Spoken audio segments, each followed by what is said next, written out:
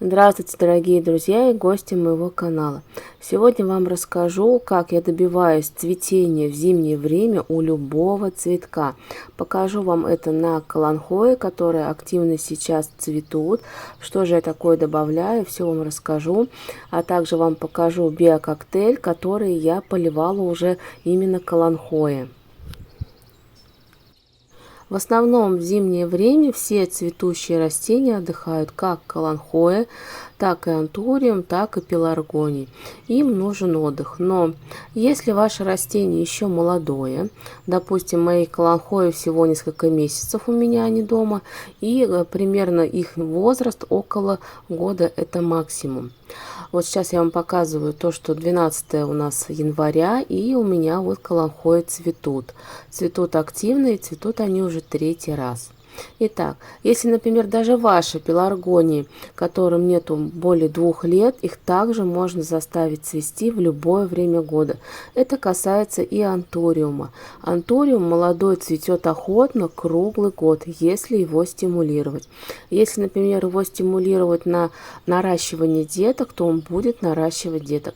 Именно все зависит от хозяйки, что вы в данный момент хотите от растения. Лично я очень люблю, когда комнатные растения цветут именно в зимнее время. Именно в это время не хватает лета, тепла, и глазки радуются, когда мы видим именно цветущие цветы. Это вызывает некие положительные эмоции, а положительные эмоции в наше время очень полезны. Я уже несколько раз добивалась цветения именно у каланхоэ, и вот последний раз цветут они очень продолжительно. Это все благодаря подкормкам. Антуриум цветет не весь, некоторые антуриумы я стимулирую для деток, и некоторые антуриумы именно для цветения. Вот в данный момент вы видите розовый антуриум и еще один антуриум Андре. Итак, что же мы будем такое использовать? Например, очень дешевый, но очень полезный именно для растений. Это яичная скорлупа. Скорлупа у меня есть разная. Есть как подкупная, так и которую я сама делаю. Но что у покупной, что у домашней действие одно и то же. Именно яичная скорлупа, она устраняет избыточную кислотность почвы, и благодаря чему улучшается питание и развитие растения. Именно в яичной шелухе содержится 93% кальция. На ранней стадии развития растения кальций очень полезен. А также железо, цинк, фосфор, медь и калий. Если наблюдать норму полива и сроки подкормки цветов и использовать скорлупу, то они получают как раз те питательные вещества, которые нужны для здорового роста и развития. А это я вам показываю банку. Эта банка у меня купленная с яичной скорлупой. Она уже сразу очищенная, промытая и раздробленная. Очень удобно. Здесь у меня банка 2 литра. Такая банка стоит около 100 рублей.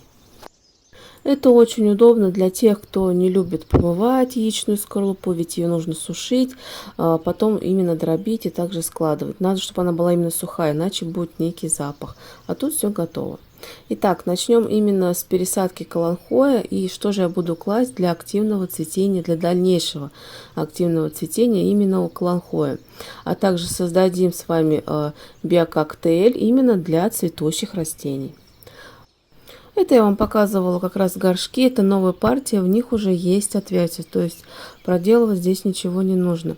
И использовать я буду камни Вартекс, его еще называют либо пеностекло, либо пеноплекс, скорее всего пеностекло, так как оно очень хорошо впитывает лишнюю влагу и вот чуть позже уже отдает ее.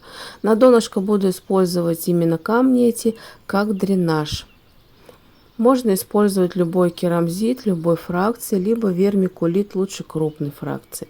Какой я и буду использовать грунт для каланхоэ? Грунт буду использовать торф плюс вермикулит.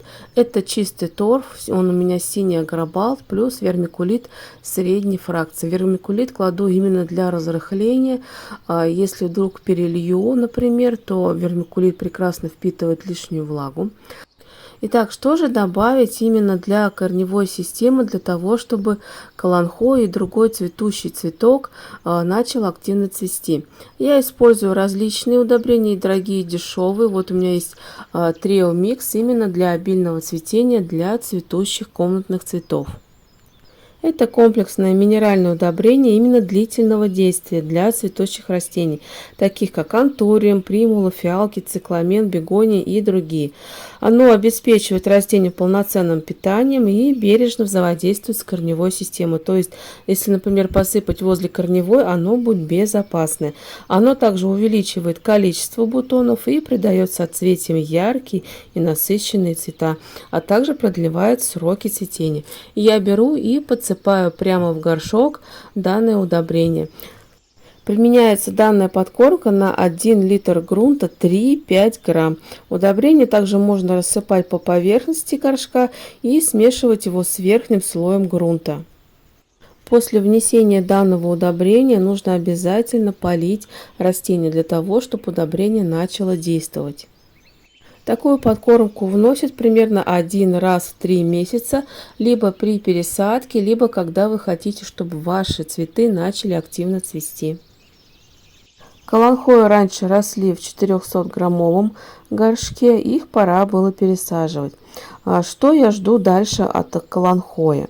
Каланхои после таких подкормок и пересадки должны наращивать листовую массу, и уже примерно к 8 марта они должны опять активно зацвести.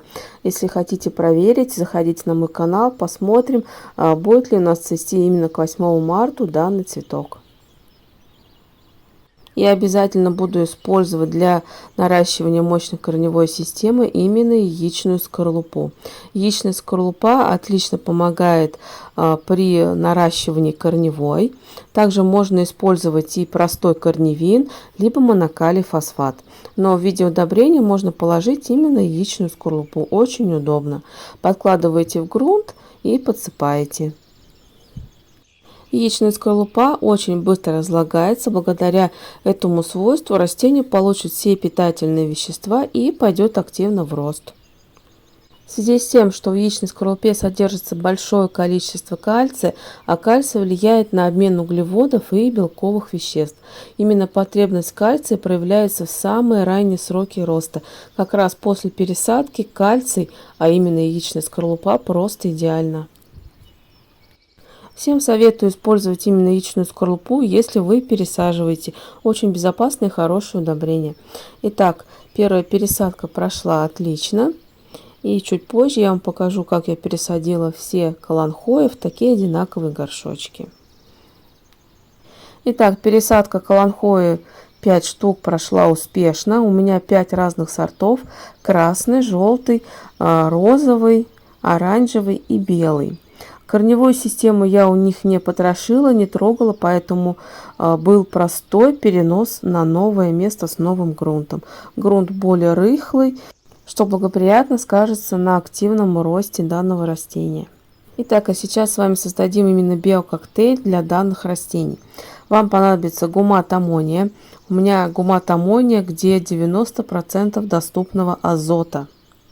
Азот просто жизненно необходим растениям для правильного развития. В первую очередь это касается корневой системы. Он также влияет на метаболизм растения и является строительным элементом для формирования нуклеиновых кислот и других важных соединений. Без азота просто невозможно образование белков и многих витаминов, особенно витаминов группы В. Недостаток азота сказывается в первую очередь на росте самого растения. Растение ослабляется, рост боковых побегов просто прекращается, листики, возможно, начинают желтеть, и стебли тоже становятся очень тонкими и мелкие в размерах. Гумат аммония понадобится 2 мл на 1 литр воды. И следующее, что буду добавлять, это суспензия хлорелла концентрат. Это мощный биостимулятор, но очень щадящее удобрение. Что значит щадящее удобрение? Именно суспензия хлорелла, она безопасна для всех комнатных растений. На 1 литр воды вам понадобится 15-17 мл данного удобрения. На 2-литровую бутылку я применяю 35-40 мл данного удобрения. В хлореле содержится более 40 видов аминокислот, полный ряд существующих витаминов, фитогормоны и высококачественный белок, а также натуральный антибиотик хлорелин. И следующее удобрение, которое я буду добавлять, это монокалий фосфат. Для цветения просто идеален. На 1 литр воды вам понадобится 1 грамм монокалия фосфат. Я применяю 2 грамма на 2 литра воды.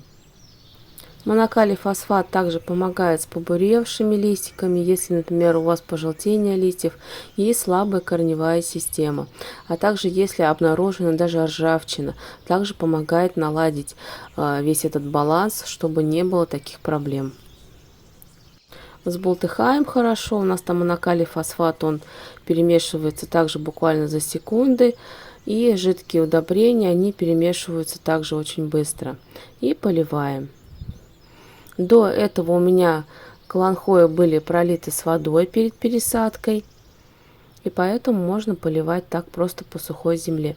В основном все такие удобрения, где содержится монокалий фосфат, я поливаю в основном по сухой земле.